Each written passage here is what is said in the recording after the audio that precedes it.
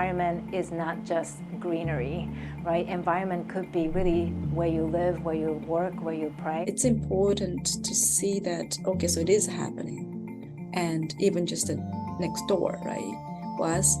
And then our hope is that, like yourself, the next generation, to start think about what can we do, because what old way is not working, obviously.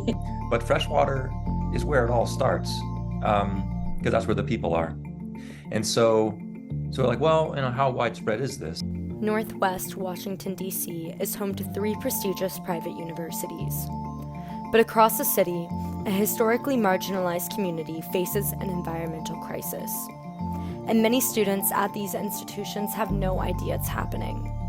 Professors at American University, Georgetown University, and the George Washington University are studying how the very air we breathe and rivers we live along are not equal in every part of the city. In the southeast wards, residents are 5 times more likely to have lung cancer and over 30 times more likely to have asthma. With a proven link between asthma and ADHD, depression, anxiety, and learning disabilities, this puts children who contract this disease at a disadvantage. And in turn, there's a 10% lower education and poverty rate in these neighborhoods. It goes beyond air. The notoriously polluted Anacostia River that runs through southeast D.C. contains carcinogens, and in southeast D.C., cancer is more widespread and more deadly than anywhere else in the city. Professor McAvoy of American University recently published research about how pollution, specifically microplastics and the Anacostia River, is harming the southeast D.C. community. So it's only one location with 7 sites. But we're also looking right now at the main stem of the Anacostia. And sometimes plastics are associated with other pollutants that are like known carcinogens. So aren't eating the plastic from the Anacostia. And they're not directly ingesting any of that. They are eating the fish. If you could catch the fish, why not? You could save yourself, a substantial amount of money using fish protein instead of going to the grocery store and looking for, cattle protein or beef, if you can even get to the grocery store. What McAvoy is talking about is the food desert that exists in southeast D.C. There's only one grocery store in all of Ward 8, the ward located along the Anacostia River. This context is essential in understanding the full impact of Anacostia River's pollution. The implications are widespread and long-term. As a kid, the harm doesn't go away because it's part of your development. It's interfered with your development. So what does this all mean? Sociologists take this scientific data and try to make sense of its social and community impact.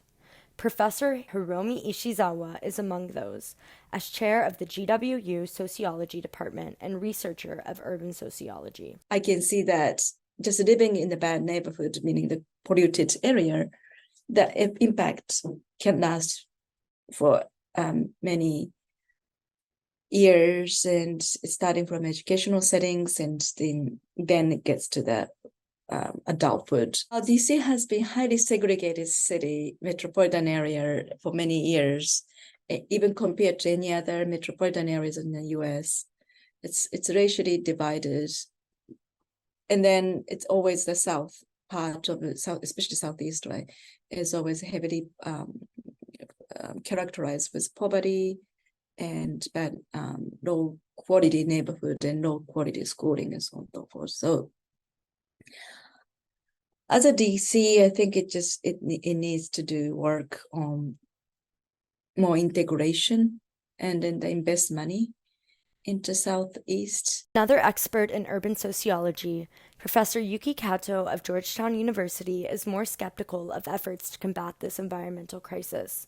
She sees many cleanup projects in Southeast DC as a mechanism for gentrification and encourages us to be critical of motives. The idea is that the greening has now become adopted by those who are promoting development as a way to justify and even promote more development. At the end of the day, then, individuals who actually endure the,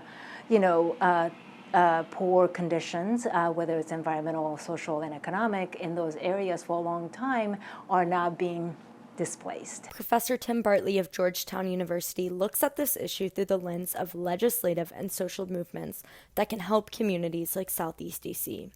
He's a strong proponent of grassroots movements to fight environmental injustice. Environmental justice issues have become priorities really only when marginalized communities have managed to organize and force these to be on the political agenda by exposing the severe environmental hazards that are disproportionately felt by communities of color. 4 experts and 4 different voices, all seeking a cleaner, healthier neighborhood for the residents of Southeast DC.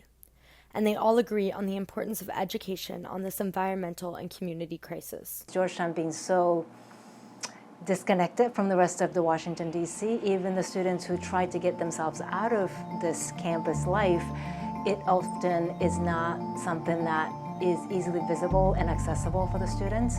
And so I do think that it's very important to incorporate those local issues into the way I teach. It's crucial that we all understand the place where we live, and I think students have sort of a responsibility to think of themselves as part of a community, but also an opportunity to learn things beyond the classroom, right? To learn things about environmental justice and environmentalism more broadly, and social justice more broadly, from people that live near them and that have organized themselves into movements to press for change.